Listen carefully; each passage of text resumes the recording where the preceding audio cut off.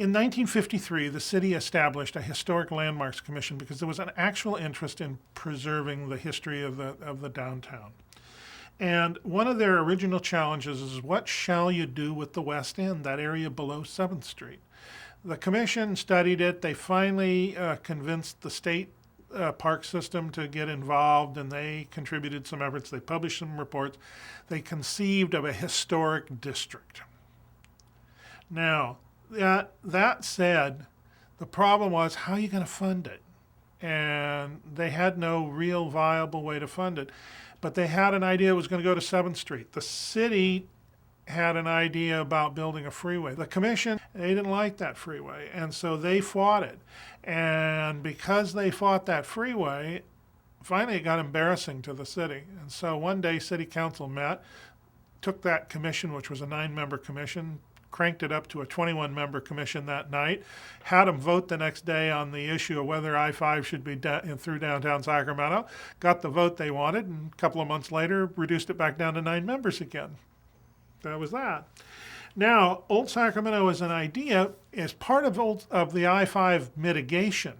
The thought was they could get the federal government to pay for a study to conceive it. Old Sacramento is one of the first historic urban renewal projects in the United States. And there was no model for this. After all, the agency was a slash and burn mentality.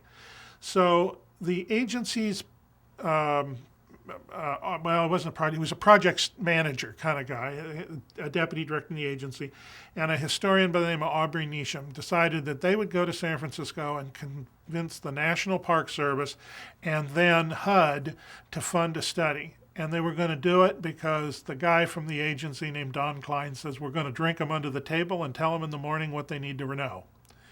And Neesham doesn't remember, but Klein did.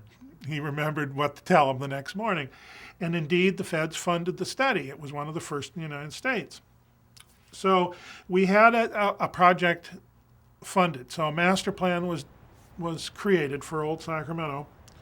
And the means was established by using the what's called tax increment money that would be available through the redevelopment agency, the difference between the cost of property before it's restored versus what it generates as taxes afterwards. The real question came about selling the idea, getting people involved in investing in it, getting the public involved, getting the state to move its portion.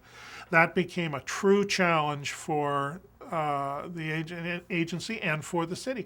It took a long time to get the first building up. The first building was the Morse Building, which was built like a model home, except it was not a home. It was a commercial building in Old Sacramento at 2nd and K Streets by the agency, and the state breaking ground by reconstructing the Big 4 building, which had been torn down in the right-of-way of I-5. That's where Old Sacramento began.